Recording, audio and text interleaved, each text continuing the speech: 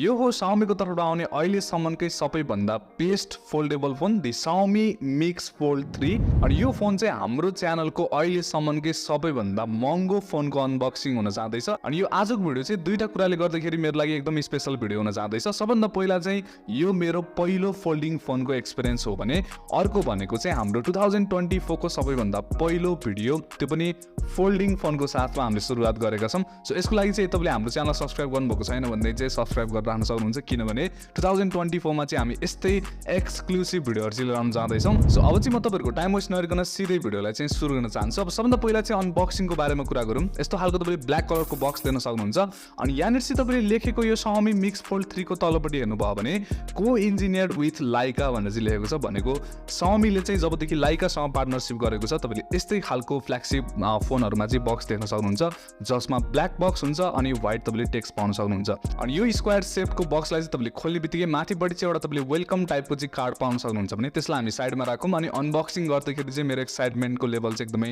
Top लेभलको थियो, किनभने यो मेरो पहिलो फोल्डिङ फोनको एक्सपिरियन्स हो।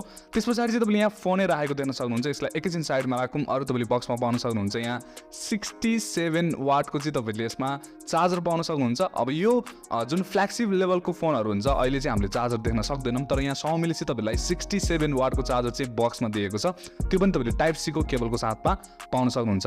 अब त्यसरी यसमा तपाईँले त्यति मात्र होइन, कभरहरू पनि पाउन सक्नुहुन्छ। अब यसको चाहिँ कभर अलिकति डिफ्रेन्ट टाइपको हुन्छ, त्यसको सिम इजेक्टर पिन पनि तपाईँलाई दिएको छ भने अब चाहिँ हामी फोनतिर आऊँ। अब यो फोनलाई चाहिँ सबभन्दा पहिलोचोटि मैले हातमा लिँदाखेरि चाहिँ मेरो मुखबाट एउटा शब्द निस्केको थियो, कस्तो प्रिमियम फोन यो भनेर।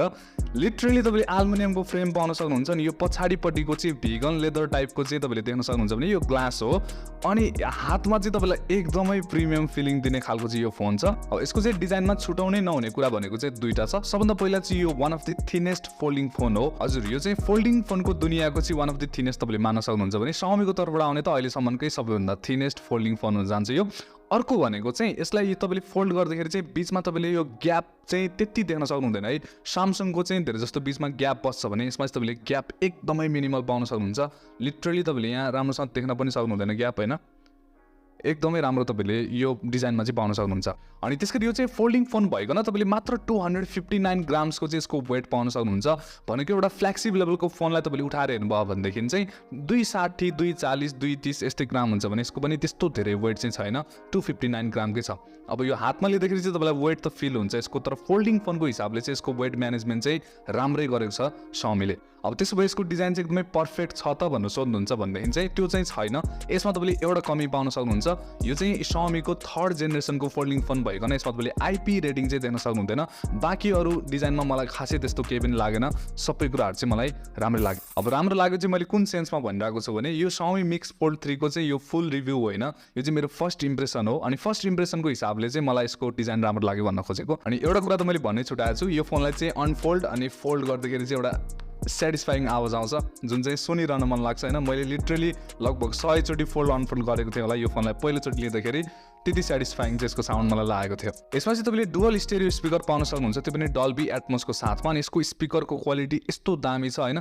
डल्बी एटमोसले चाहिँ लिटरली काम गर्छ यसमा, होइन। त्यसै गरी यसमा चाहिँ तपाईँलाई फिङ्गरप्रिन्ट सेन्सर चाहिँ साइड माउन्टेड दिएको छ, तपाईँले पावर बटनमै चाहिँ फिङ्गरप्रिन्ट सेन्सर पाउन सक्नुहुन्छ। सो अब कुरा गरौँ यो फोनको चाहिँ डिस्प्लेको बारेमा। यहाँ चाहिँ तपाईँले दुईवटा डिस्प्ले पाउन सक्नुहुन्छ, एउटा आउटर डिस्प्ले, अर्को तपाईँले इनर डिस्प्ले। आउटर डिस्प्लेको बारेमा कुरा गर्नुपर्दाखेरि चाहिँ 6.56 इन्चको चाहिँ तपाईँले यसमा 21/9 एस्पेक्ट रेसियो भएको चाहिँ यो एमोलेड डिस्प्ले तपाईँले पाउन सक्नुहुन्छ भने यहाँ चाहिँ तपाईँले 240 हर्ट्जको चाहिँ टच स्याम्पलिङ रेट पाउन सक्नुहुन्छ, 120 हर्ट्जको चाहिँ तपाईँलाई रिफ्रेस रेट चाहिँ दिएको छ। अब यो डिस्प्ले चाहिँ तपाईँले फुल HD प्लसको रिजोल्युसनको साथ पाउन सक्नुहुन्छ भने यहाँ चाहिँ तपाईँलाई 2600 निट्सम्मको चाहिँ पिक ब्राइटनेस दिएको छ। त्यसले गर्दाखेरि चाहिँ तपाईँलाई आउटडोरमा सनलाइटमा पनि यो डिस्प्लेलाई हेर्नलाई चाहिँ खासै प्रब्लम आउने छैन। अब जब तपाईँले यो फोनलाई चाहिँ अनफोल्ड गर्नुहुन्छ, अब त्यहाँ तपाईँले चाहिँ यो ट्याब्लेट लेभलको चाहिँ डिस्प्ले पाउन सक्नुहुन्छ। यसको डिस्प्ले साइज चाहिँ लगभग स्क्वायर शेपको तपाईँले पाउन सक्नुहुन्छ। यहाँ पनि तपाईँलाई पन्च होलको साथमा क्वाड HD प्लसको चाहिँ रिजोल्युसन भएको डिस्प्ले तपाईँलाई दिएको छ भने यहाँ चाहिँ तपाईँलाई 1300 निट्सको चाहिँ पिक ब्राइटनेस दिएको हुन्छ भने अब यो डिस्प्ले पनि तपाईँले चाहिँ 120 हर्ट्जकै पाउन सक्नुहुन्छ। तर यसमा चाहिँ के फरक छ भने तपाईँले LTPO टेक्नोलोजी पाउन सक्नुहुन्छ। भनेको यसको रिफ्रेस रेट चाहिँ 1 हर्ट्जसम्म डाउन हुनसक्छ, तर जुन यो आउटर डिस्प्ले छ बाहिरपट्टिको डिस्प्ले यो चाहिँ तपाईँले LTPO को साथमा पाउन सक्नुहुँदैन। अब यो डिस्प्ले प्यानल चाहिँ तपाईँले एकदमै फ्ल्यागसिप लेभलको डिस्प्ले पाइरहनु भएको छ। अनि यहाँनिर अर्को राम्रो कुरो के छ भने यसको चाहिँ तपाईँले पेजल्स जुन छ त्यो चाहिँ एकदमै मिनिमल लास्टै कम बेजल चाहिँ तपाईँलाई दिएको छ। यसले गर्दाखेरि तपाईँलाई कन्टेन्ट कन्जम्सनमा चाहिँ केही पनि डिस्टर्बेन्स त्यस्तो हुँदैन अनि यो डिस्प्ले चाहिँ अलिक ठुलो तपाईँलाई फिल हुन्छ। अब कुरा गरौँ यो फोनको चाहिँ क्यामेराको बारेमा। यसमा तपाईँले 50 मेगापिक्सलको चाहिँ मेन क्यामेरा पाउन सक्नुहुन्छ।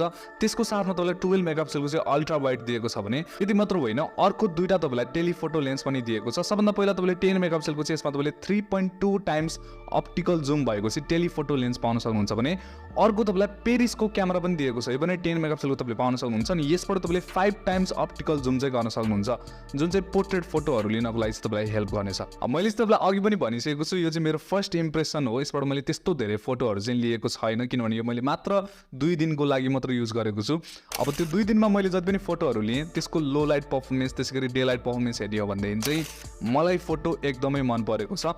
यसले चाहिँ हुन्छ नि पोस्ट प्रोसेसिङ पछाडि चाहिँ एकदमै राम्रोसँग डाइनामिक रेन्जहरूदेखि लिएर लाइट कन्ट्रोलहरू पनि राम्रोसँग गर्छ भने पोर्ट्रेट फोटोमा तपाईँले यहाँ बोका देख्न सक्नुहुन्छ। पछाडिपट्टिको ब्याकग्राउन्ड ब्लर हेर्नुभयो भने एकदमै सिनेमेटिक एकदमै हुन्छ नि डिएसएलआर टाइपको तपाईँले फोटो चाहिँ यसबाट लिन सक्नुहुन्छ। अलिकति एज डिटेक्सन चाहिँ त्यस्तो बवाल छैन, तर तपाईँले फोटो हेर्नुभयो भनेदेखि चाहिँ आई प्लिजिङ छ भनेको तपाईँलाई हुन्छ नि सोसियल मिडियातिर पोस्ट गर्नुभयो भनेदेखि चाहिँ यो फोटो एकदमै बवाल छ, धेरै एडिटिङै गरिराख्नु पर्दैन। अब डे लाइटमा त यसको पर्फर्मेन्स मलाई राम्रो लागेको थियो भने लो लाइटमा पनि यसको पर्फर्मेन्स मलाई त्यस्तो नराम्रो लागेन। तपाईँले यस्तो खालको पाउन सक्नुहुन्छ। डे लाइटको जस्तो त्यस्तो बवाल छैन, तर लो लाइट पनि तपाईँले यतिको चाहिँ पाउन सक्नुहुन्छ।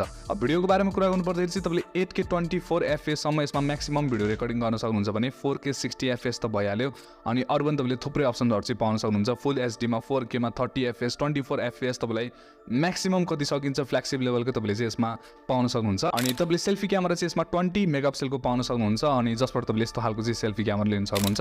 सेल्फी क्यामेरा पनि नराम्रो चाहिँ लागेको थिएन मलाई, तपाईँले डिटेल्स राम्रो पाउन सक्नुहुन्छ। त्यसको डाइनामिक रेन्जहरू पनि राम्रोसँग कन्ट्रोल गर्छ होइन, यहाँ तपाईँले हेर्न सक्नुहुन्छ। तर पनि यो जुन फोटो छ मलाई नराम्रो चाहिँ लागेन। अनि अर्को यसमा राम्रो के हुन्छ भने फोल्डिङ फोन भइसके पछाडि चाहिँ यसलाई तपाईँले यसरी अनफोल्ड गरेर चाहिँ ब्याक साइड यसरी फ्लिप गर्नुभयो भने ब्याक क्यामेराले नै तपाईँले चाहिँ आफ्नो भिडियो चाहिँ लिन सक्नुहुन्छ, सेल्फी जसरी युज गर्न सक्नुहुन्छ। त्यो चाहिँ अर्को एडभान्टेज हुन जान्छ। अब यहाँ सबै क्यामेरा चाहिँ यतैपट्टि फर्किन्छ नि त, यहाँ तपाईँले ब्याक क्यामेरा पनि पाउनुभयो, फ्रन्ट क्यामेरा पनि पाउनुभयो। तपाईँलाई कुन मनपर्छ तपाईँहरू त्यहीसँग चाहिँ यसबाट फोटो लिन सक्नुहुन्छ। सो फोल्डिङ फोनमा चाहिँ त्यो एउटा एडभान्टेज हुन जान्छ। अब प्रोसेसर भनेको चाहिँ यसमा तपाईँले क्वालकम स्न्यापड्रागन 8 Gen 2 पाउन सक्नुहुन्छ। अब यो चाहिँ फ्ल्यागसिप लेभलको तपाईँले पर्फर्मेन्स दिने खालको प्रोसेसर देखिरहनु भएको छ। त्यसको साथमा यो जुन मसँग भएको भेरिएन्ट छ यो चाहिँ 256 GB वाला भेरिएन्ट हो, त्यो पनि 12 GB ऱ्यामको साथमा।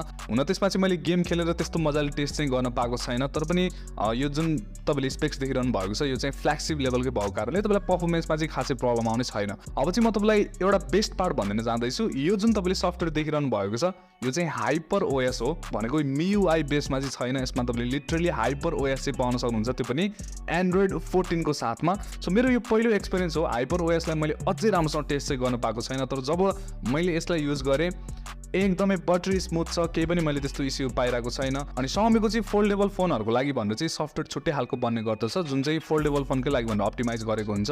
यसमा पनि तपाईँले चाहिँ हुन्छ नि अब यो जुन पनि यहाँ तपाईँले जतिमा मन लाग्यो त्यतिमा होल्ड गर्न सक्नुहुन्छ कि यसलाई, यसको डिस्प्लेलाई। अनि त्यही टाइपको तपाईँले सफ्टवेयर पनि सपोर्ट पाउन सक्नुहुन्छ। भनेको मतलब यदि तपाईँलाई चाहिँ ब्याक क्यामेराबाट फोटो लिँदै यहाँ डिस्प्लेमै हेरेर चाहिँ फोटो लिन मन लागेको छ भनेदेखि त्यो पनि तपाईँले चाहिँ ल्यापटप स्टाइलमा चाहिँ गर्न सक्नुहुन्छ। अरू पनि तपाईँले थुप्रै यसमा फिचर्सहरू चाहिँ पाउन सक्नुहुन्छ।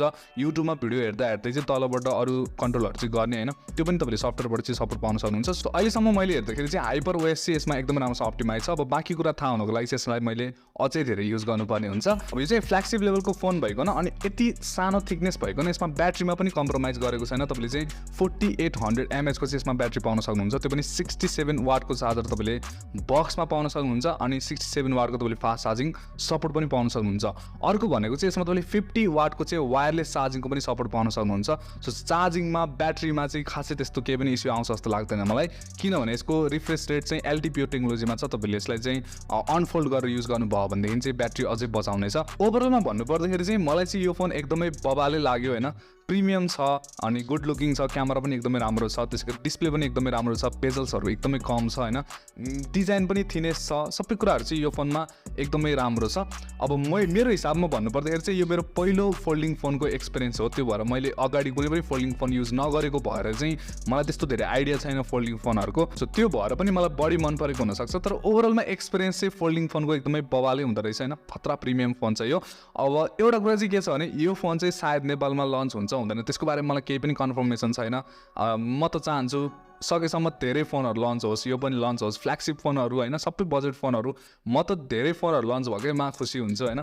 तपाईँहरू के भन्न चाहनुहुन्छ, यो फोन चाहिँ नेपालमा आओस् या नआओस्, अथवा आयो भनेदेखि चाहिँ कति प्राइससम्म आयो भनेदेखि चाहिँ तपाईँलाई ठिक लाग्छ, त्यो चाहिँ मलाई तपाईँले कमेन्ट सेक्सनमा भन्न सक्नुहुन्छ। भिडियो कस्तो लाग्यो, तपाईँलाई चाहिँ यो भिडियो मन पऱ्यो भनेदेखि चाहिँ लाइक गरिदिनु होला। त्यसै गरी हाम्रो च्यानलमा तपाईँहरू यदि नयाँ हुनुहुन्छ भनेदेखि चाहिँ तपाईँहरूले चाहिँ हाम्रो च्यानललाई सब्सक्राइब गरेर पनि राख्न सक्नुहुन्छ। सो यहाँनिर आज चाहिँ आजको भिडियो सक्ने जान्छ। म भेट्नेछु तपाईँहरूसँग अर्को भिडियोमा।